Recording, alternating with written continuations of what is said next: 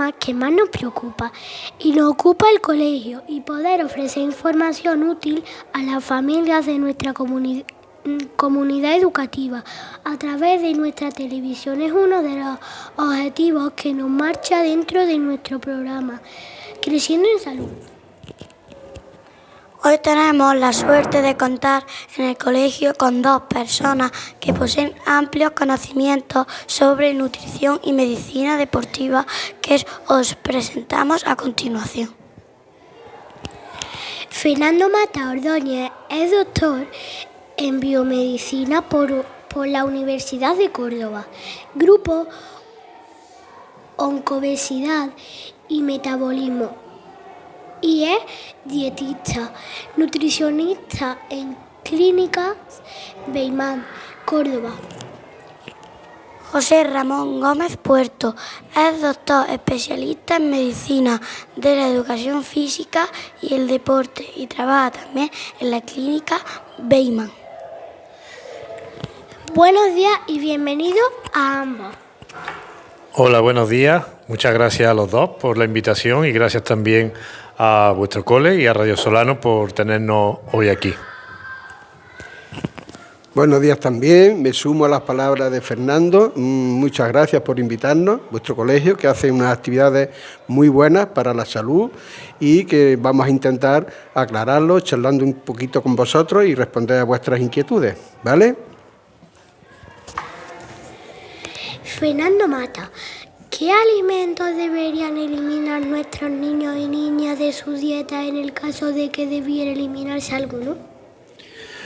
Pues es una muy buena pregunta. Hay un nutricionista español que se llama Julio Basulto, que dice que no es más limpio quien más limpia, sino quien menos ensucia. Y esto es importante porque nos debe hacer reflexionar. En muchas ocasiones se piensa que el hecho de simplemente comer bien es suficiente o de comer una ensalada es suficiente para poder enmascarar con esa ensalada el tomar, por ejemplo, un alimento rico en azúcares, como un refresco. Y eso es falso. Debemos de quitar de nuestra alimentación o reducir en lo máximo posible todos aquellos alimentos que sabemos que nos ensucian, que ensucian nuestra salud.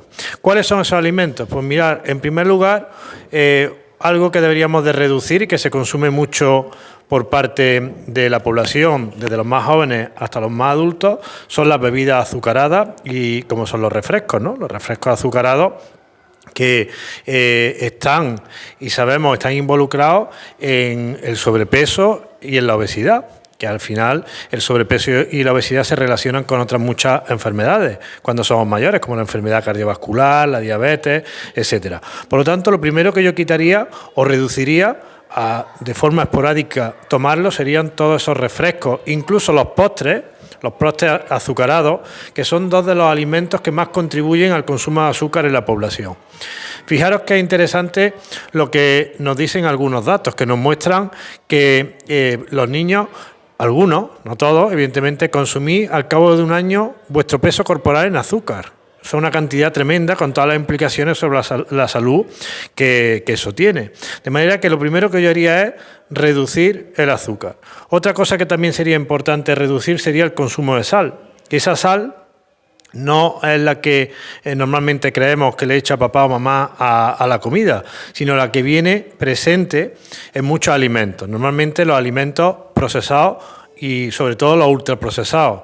La pizza, las hamburguesas, por ejemplo, cuando las compramos no hechas en casa, sino en establecimientos de comida rápida, los alimentos precocinados. Todo eso lleva mucha sal que contribuye, por ejemplo, a elevar la tensión arterial, a los problemas cardiovasculares, etcétera. Ligado a esto, yo estoy diciendo otra cosa que quitaría o reduciría, que es el consumo de ultraprocesados, todos estos alimentos que van a contribuir de forma muy notable al sobrepeso, a la obesidad y cuando seamos más mayores a tener un mayor riesgo de algunas enfermedades como la enfermedad cardiovascular, la diabetes y el cáncer. Ahí ya tenéis tres cosas que yo eliminaría de la dieta. Por supuesto, hay que reducir el consumo de grasa. Nos dicen los estudios que deberíamos de no consumir más del 30% de nuestras calorías procedentes de la grasa. ¿Y sabéis cuánto estamos en España? En torno al 40%. Y ese consumo excesivo de grasa pues nos lleva de nuevo a estas enfermedades que ya he comentado, a un exceso de peso corporal, a un exceso a tener obesidad, a desarrollar otras enfermedades como la enfermedad cardiovascular y también al desarrollo de algunos tipos de cáncer. Ya tenéis ahí otros alimentos que deberíamos de reducir su consumo.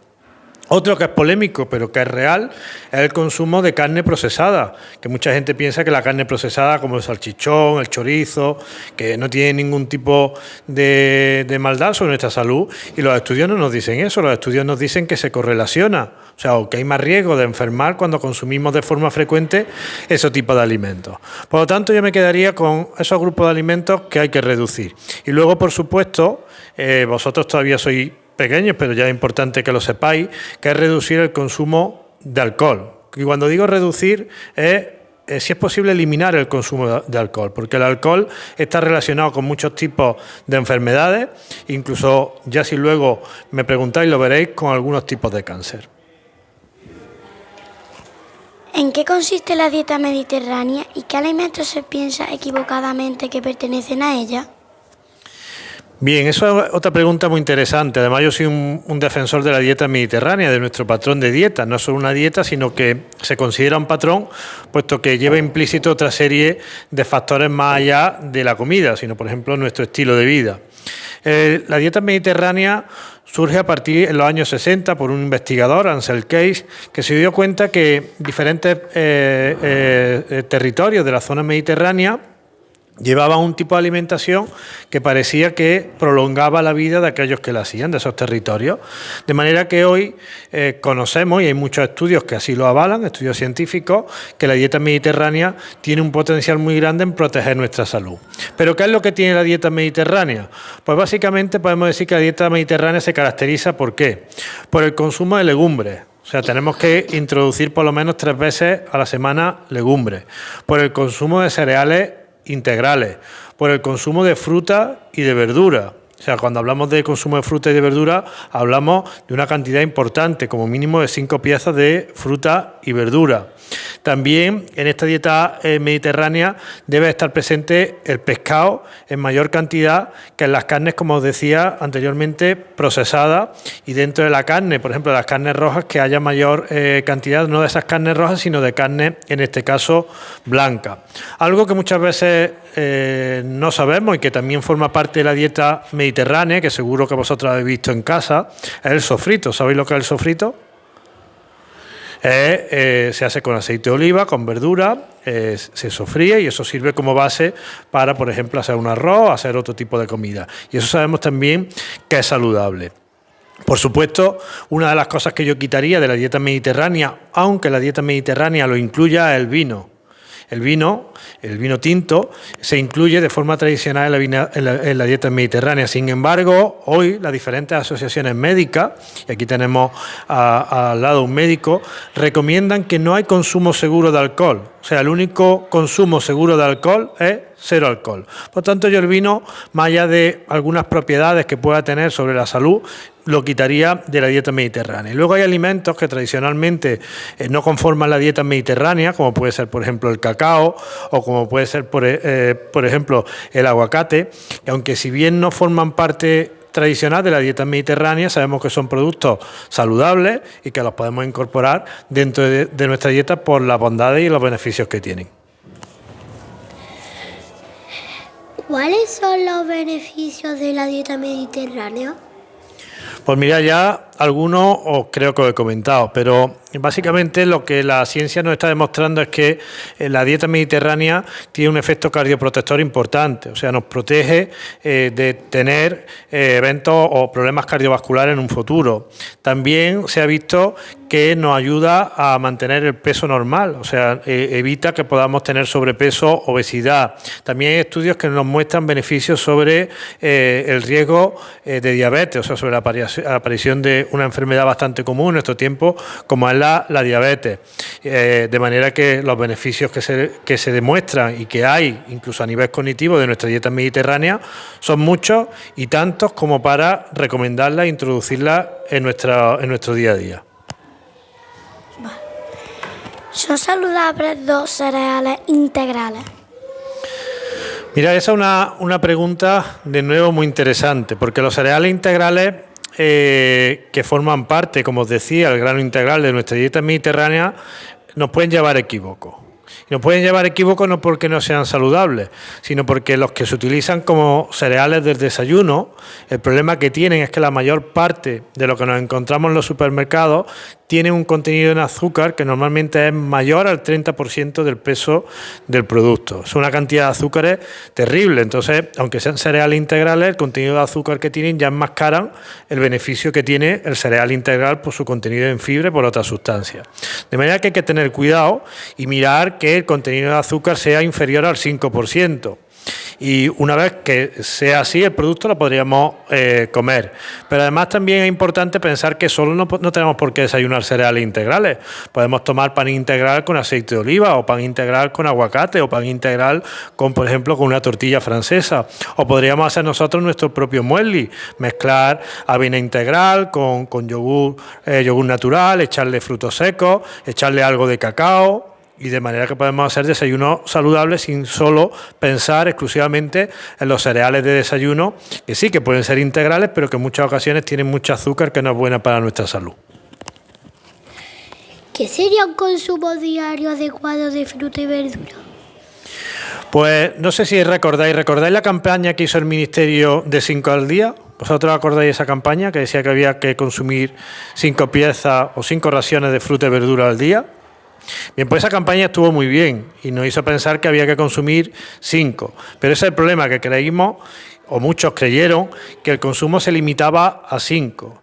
Y el mínimo, lo que se recomienda es que el mínimo del consumo sea 5 raciones de fruta y verdura al día. O sea, no como máximo 5, sino como mínimo. Eso equivale, para que tengáis una idea, a tomar unos 700 gramos diarios de fruta y de verdura.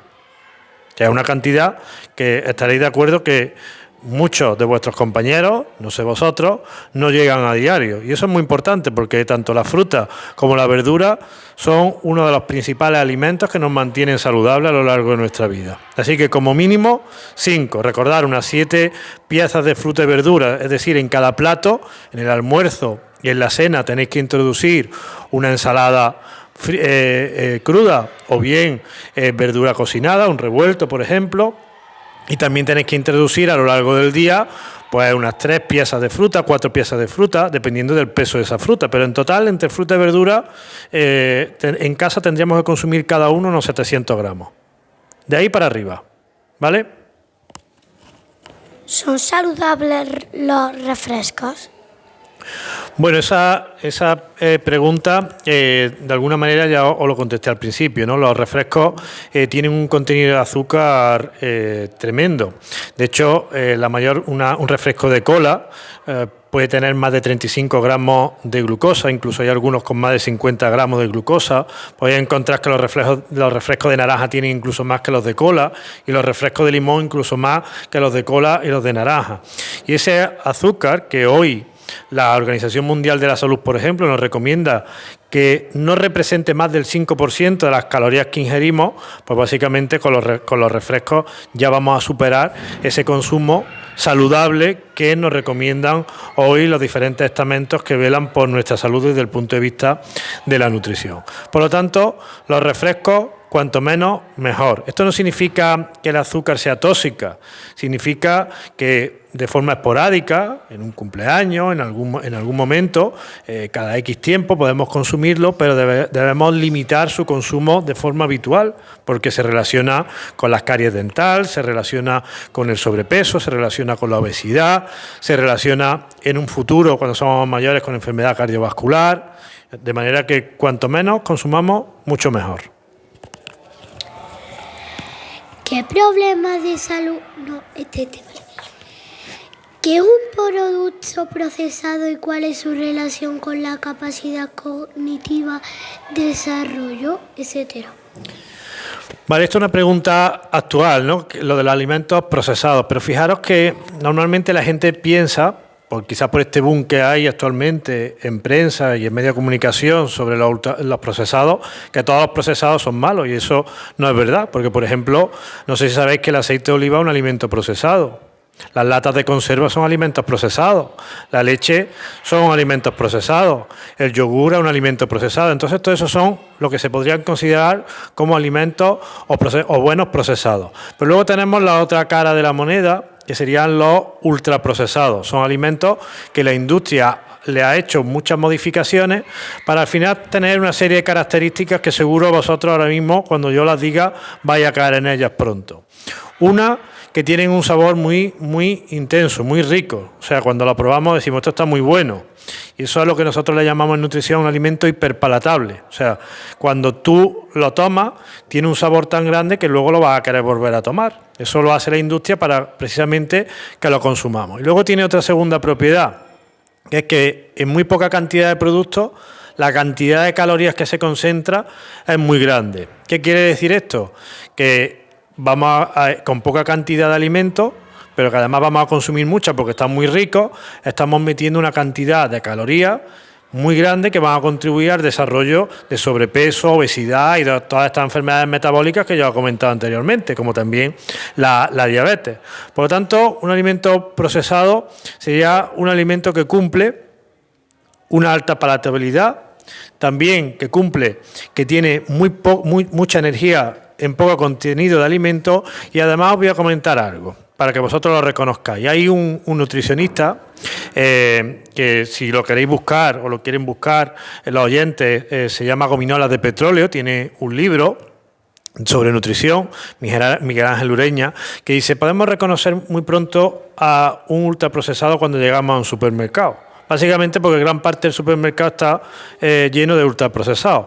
¿Cuáles son? Son productos que llevan harina refinada, no harina integral. Son productos que llevan mucho azúcar, son productos que llevan aditivos, son productos que llevan mucha sal, son productos que también llevan aceites vegetales, de manera que ahí ya podéis estar pensando, por ejemplo, en las pizzas que vienen preparadas, en los productos o las comidas preparadas que se venden en los supermercados, en los helados, en la bollería industrial, todos esos alimentos que son ultraprocesados y que nos hacen un muy mal favor a nuestra salud.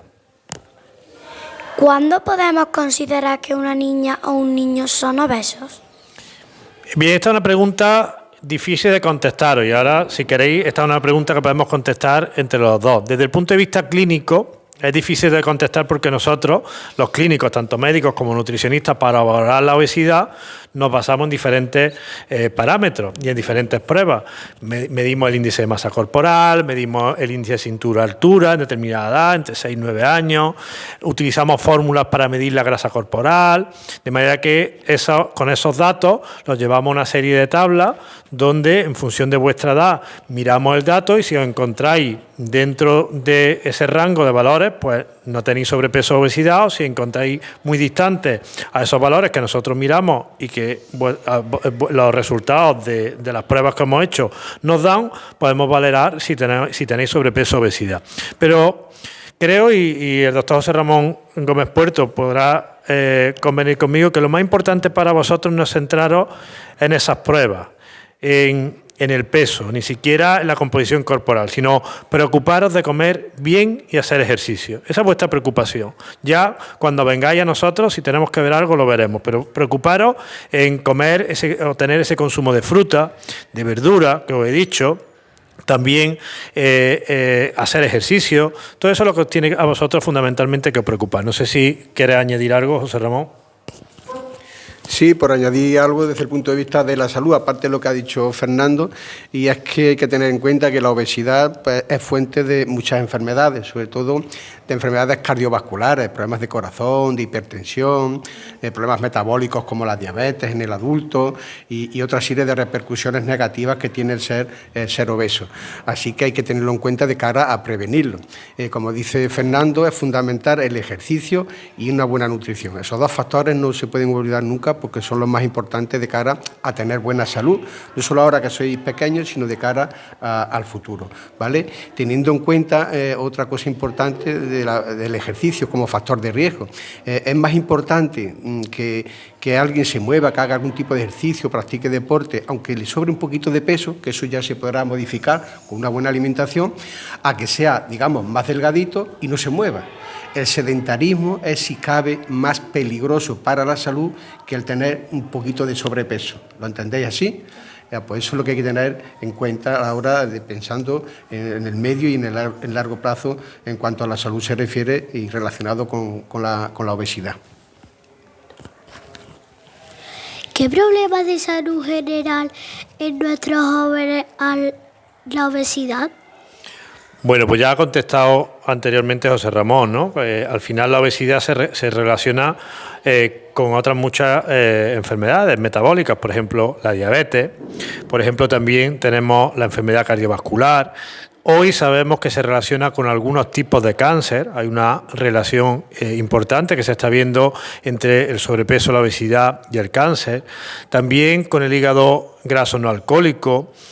Hay incluso, ahora os podrá comentar él, como médico, otras muchas comorbilidades que se llaman, estas enfermedades que están relacionadas con la obesidad, por ejemplo a nivel ortopédico, a nivel también del aparato locomotor. De manera que la obesidad es importante considerarla por toda la amalgama, digamos, de problemas que nos puede acarrear. Pero fijaros que habéis hecho en vuestra pregunta, repíteme la pregunta, que te quiero hacer un matiz ahí importante. Repítemela. ¿Qué problemas de salud genera en nuestros jóvenes la obesidad? Fíjate que en esta pregunta o en la anterior, no recuerdo cuál era, decía de las personas obesas, ¿no? Creo recordar que he escuchado. Niña o niño obeso. Bien, fijaros que eso, hay una cosa que el lenguaje es muy importante. Y vosotros en este colegio habláis mucho también del lenguaje. Tenéis una radio y un programa muy interesante, ¿no?, sobre el uso del lenguaje. Fijaros que identificamos a una persona con una enfermedad, las personas obesas. Y eso hay que cambiarlo. Porque no podemos identificar a una persona con una enfermedad, sino una persona tiene una enfermedad, no es una enfermedad. De manera que eso es algo que me gustaría aquí subrayar.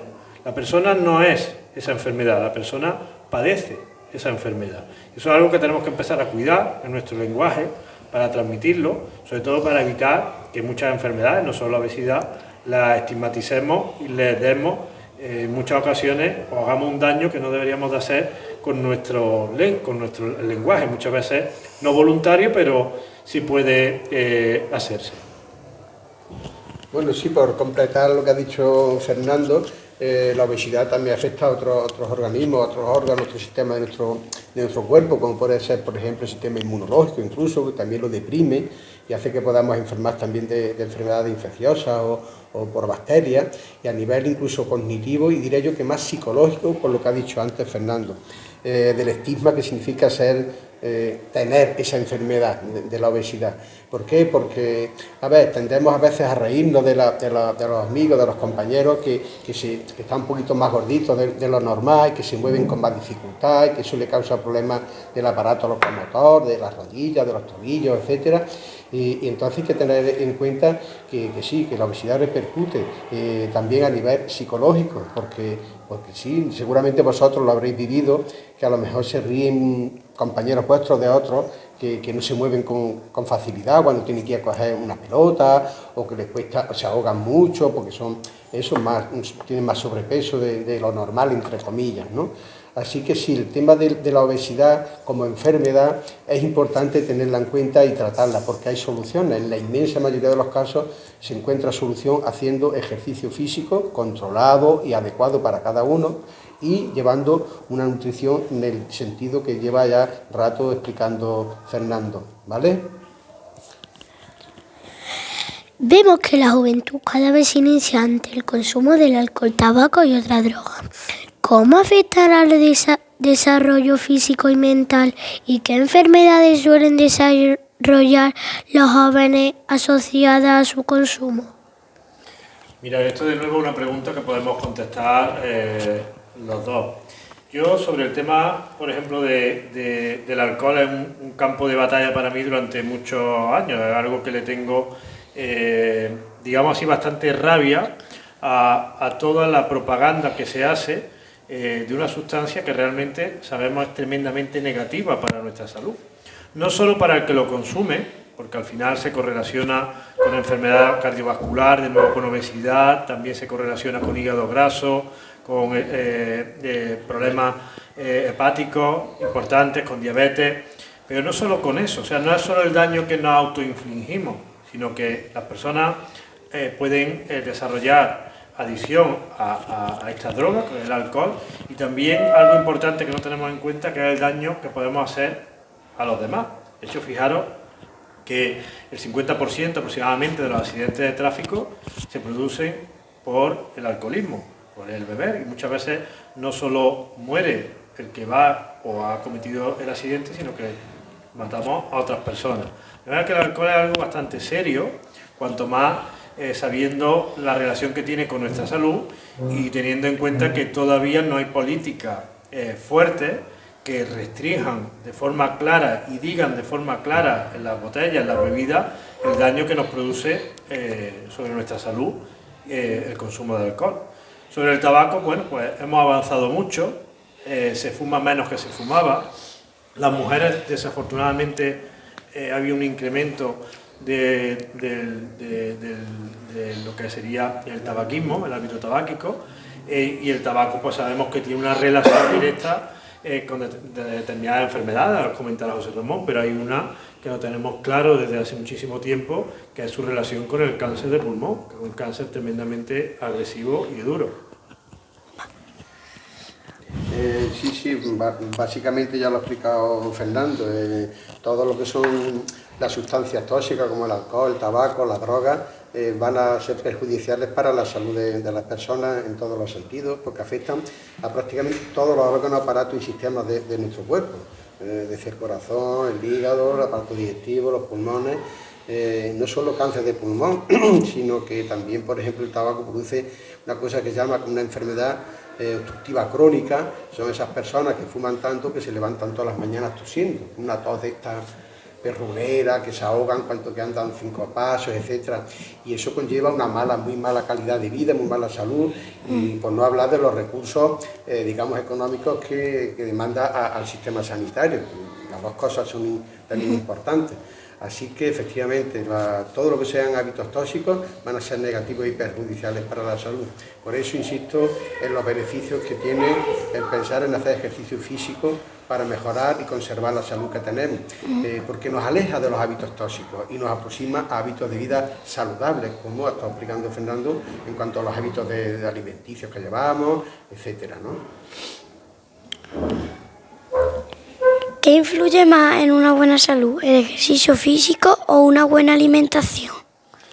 Mira, pues esa es una pregunta que es súper interesante, muy fácil de responder, pero que lo vamos a responder al final de la entrevista.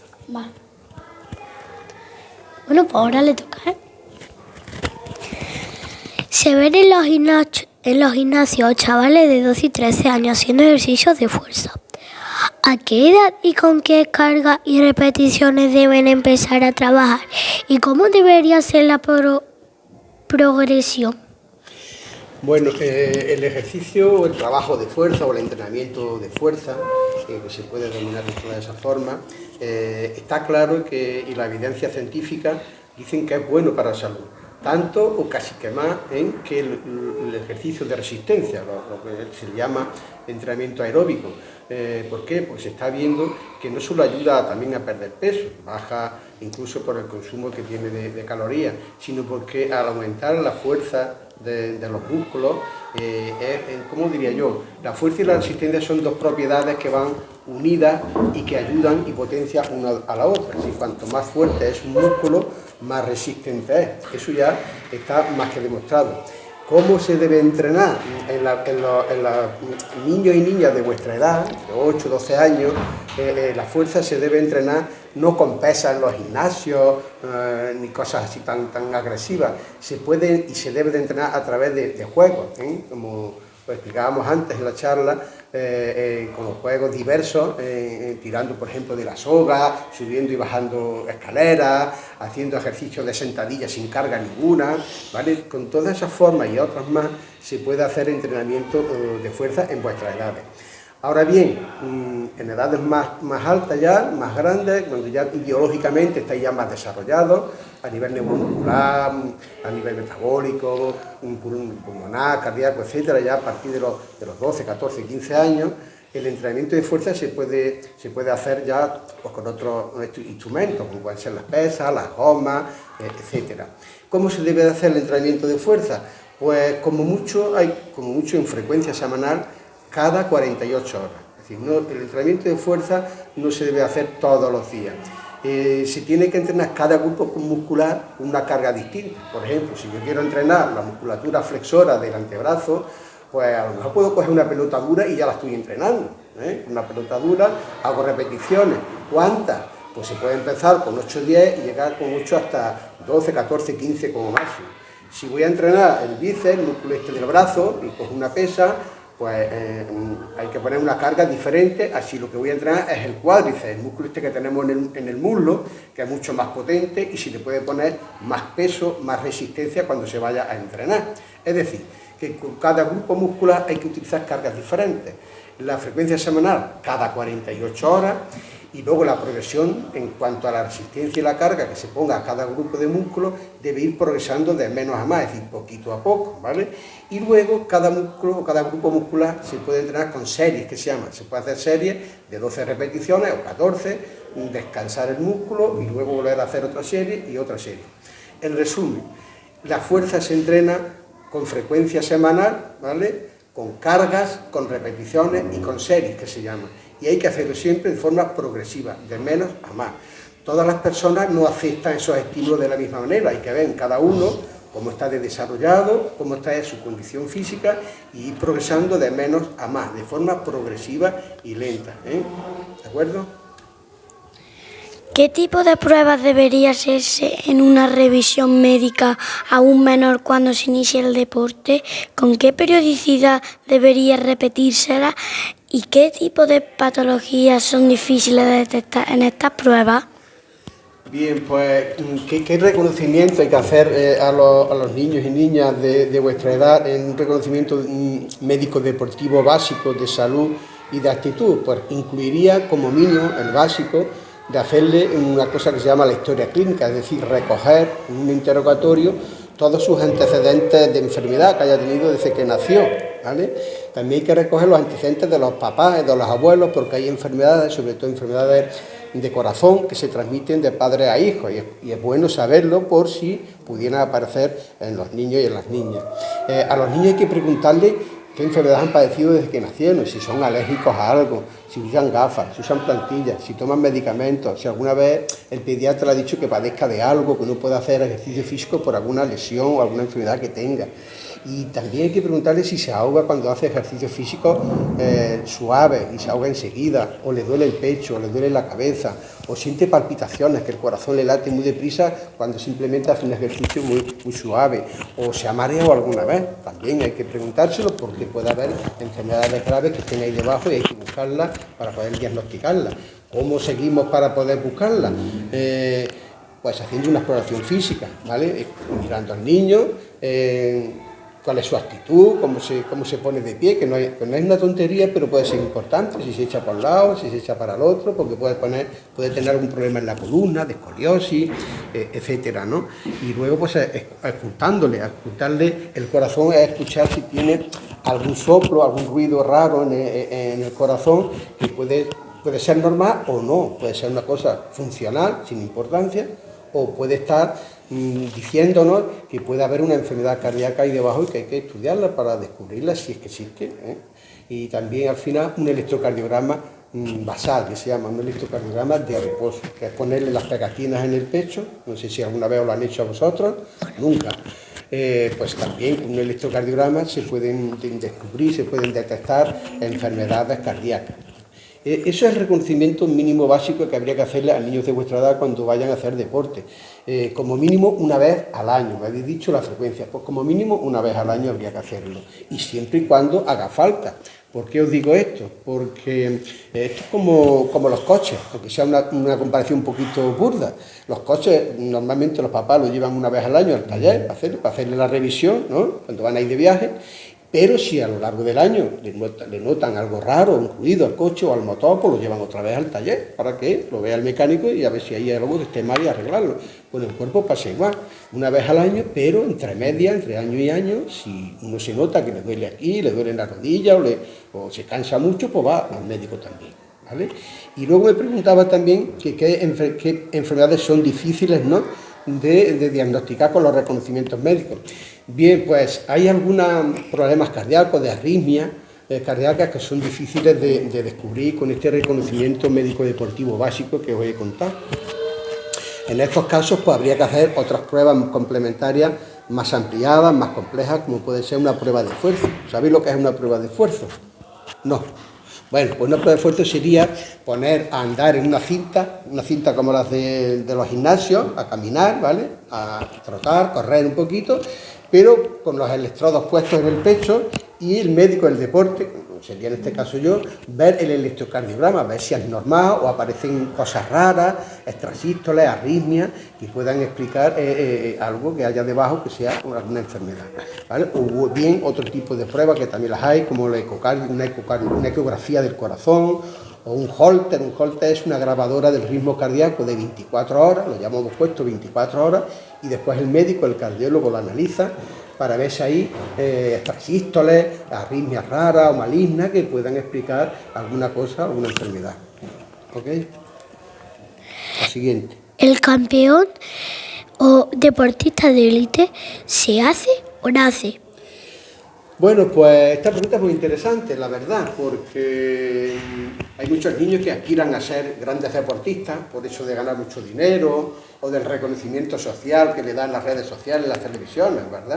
Todos habéis visto muchos deportistas y miráis, uy, pues a mí me gustaría llegar a ser como Rafa Nadal, o como Messi, o como Ronaldo, ¿no?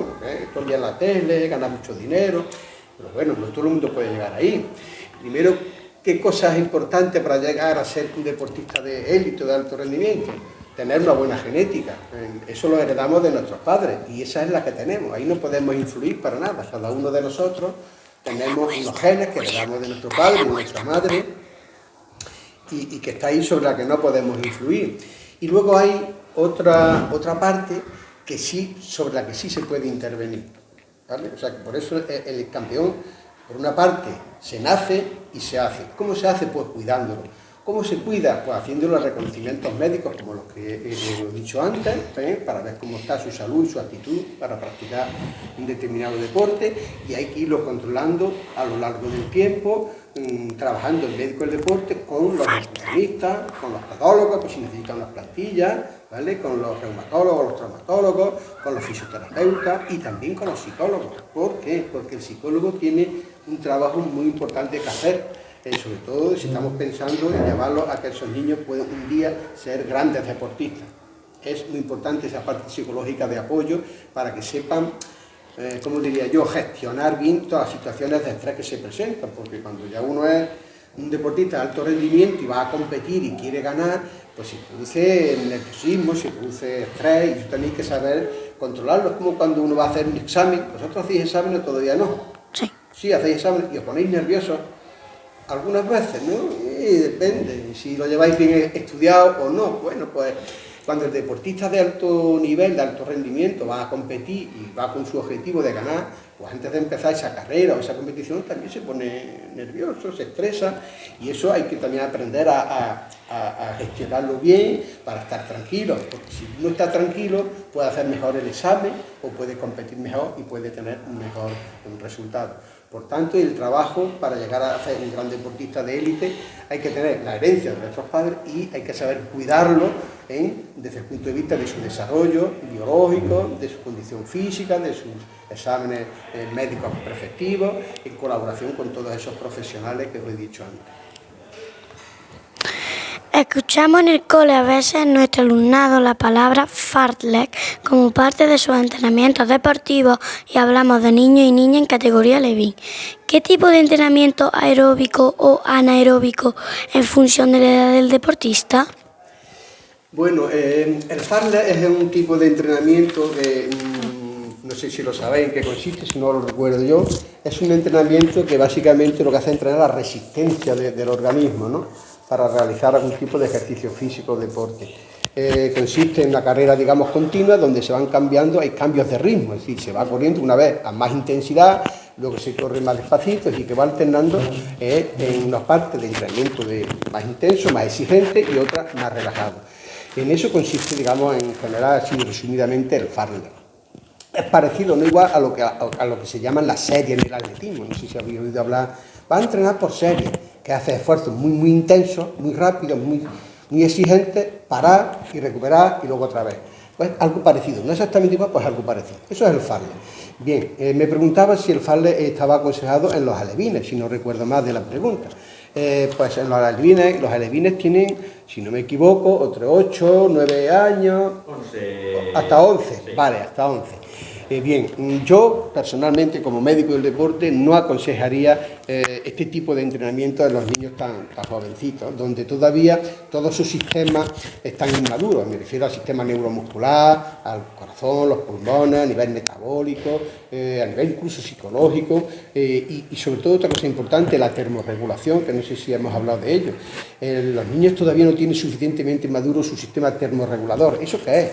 Eso es adaptarse correctamente cuando hay condiciones medioambientales adversas, esas son temperaturas muy altas o muy bajas como la que tenemos ahora o con mucha humedad. A estas edades todavía todos esos sistemas no están suficientemente maduros para exigir ese tipo de entrenamiento tan intenso. Entonces yo en principio no lo aconsejaría ese tipo de entrenamiento a los niños de vuestra edad. Y me preguntaba que cómo se podía entrenar aeróbica y anaeróbicamente el cuerpo. Pues lo hemos dicho ya quizás antes. Yo a vuestra edad aconsejaría a los profesores o a los monitores o a los entrenadores que hicieran actividades físicas diversas, es decir, juegos, porque a través de juegos, poniendo en marcha la imaginación, se puede entrenar tanto la parte aeróbica del organismo, la resistencia aeróbica, como la anaeróbica, es decir, la parte de fuerza. Ambas pueden entrenarse de una forma conjunta, alternativa. Una cosa que se puede llamar, para que lo entendáis, un entrenamiento funcional intermitente. Se van intercalando ejercicios, juegos, donde se va entrenando la parte, digamos, aeróbica de resistencia con la parte de fuerza, ¿vale? Puede ser tirar de la soga, jugar al pañuelo, una serie de ejercicios, ¿vale?, donde se puede entrenar todas las cualidades físicas básicas, la habilidad, la velocidad, la resistencia, la fuerza, la coordinación, el equilibrio. Todo eso prepara al cuerpo de un niño para que luego, cuando se quiera dedicar a hacer algún deporte que le guste, porque le guste la gimnasia rítmica, o el tenis, o el fútbol, el balonmano, el baloncesto, o el vóley, me da igual, pues al estar preparado lo va a hacer mejor seguro. Casi todos los deportes lo va a hacer bien cuando tenemos bien entrenadas esas cualidades físicas básicas. Siguiente. ¿Debe hacer en los entrenamientos de niños, niñas y jóvenes en general un control de las pulsaciones de los deportistas? ¿Cuándo saltarían las alarmas y habría que preocuparse? Bien, esta pregunta es interesante, muy interesante diría yo. ¿Se debe de tomar la frecuencia cardíaca? Sí, se debe de tomar. Estaría muy bien hacerlo, porque podemos saber un poco cómo está respondiendo nuestro organismo, nuestro corazón, ante un esfuerzo físico de la intensidad que sea suave, moderada o muy alta. ¿Cómo se puede hacer? Pues tomando el pulso. Podemos aprender a tomarnos el pulso de la arteria radial, que es esta que tenemos aquí en la muñeca, que nos ponemos un dedito y se nota como late, no sé si alguna vez lo habéis experimentado, o aquí en el cuello hay otra arteria que se llama la carótida, que también se puede palpar y se ve como late, pum, pum, pum, ¿vale? O aquí en la femoral también, podemos aprender a tomarnos el pulso. No estaría mal que vuestros profesores de educación física o en vuestra casa lo practicáis para tomaros el pulso. Podéis aprenderlo, no es tan difícil. Es cuestión de concentrarse un poquito, poner los dedos y ver cómo late la arteria, ¿vale? También se puede controlar con un pulsómetro. Es un aparato que lleva una banda o un reloj, ya lo hay muy sofisticado, donde se marca, podemos ver la frecuencia cardíaca que tenemos en reposo, cuando hacemos algún tipo de ejercicio físico, de la intensidad que sea. O sea que sí, se debe de controlar, está muy bien para saber cómo funciona nuestro corazón, si es rítmico o no. Y enlazo con la otra parte de la pregunta, que era ¿cuándo saltarían las alarmas en caso de la frecuencia cardíaca? Pues mirad, los niños de vuestra edad suelen tener frecuencias cardíacas muy altas me refiero, si tú, por ejemplo, tienes 8 años, ¿me has dicho? No, 7. Incluso 7 años y 9. Pues mira, un niño de vuestra edad puede llegar a tener 200 pulsaciones por minuto o 210, que no son pulsaciones, y ser normal, no tiene por qué ser anormal, siempre y cuando sea un pulso regular, que siempre lata o se note pum, pum, pum, pum, pum, ¿vale? Eso es regular, pum, pum, pum, pum, pum. No pasa nada, y que se sienta bien, es decir, que no le duela nada, no le da la cabeza, no se maree, etcétera, no pasaría nada. Es una respuesta del corazón esperable, normal, ante un esfuerzo físico. Ahora bien, si notamos que el pulso es irregular, es arrítmico, que se llama, si ponemos el dedo y decimos pum, pum, pum, se para, luego dice pum, pum, pum, pum, es decir, que no es regular, es arrítmico, entonces sí habría que preocuparse, porque eso sí puede ser anormal y puede estar debajo alguna patología, alguna enfermedad del corazón, ¿vale? En esos casos lo lógico sería ir al médico del deporte o al cardiólogo para que nos haga otras pruebas que puedan hacernos descubrir si hay alguna enfermedad importante, ¿vale? Como una prueba de esfuerzo, como he explicado antes, que significa caminar por una cinta, con un control del electrocardiograma o otra serie de pruebas que las hay también para detectar si ese pulso arrítmico puede ser considerado como algo anormal o no. ¿Qué esfuerzos no deberían exigirle a los niños y niñas en sus actividades deportivas?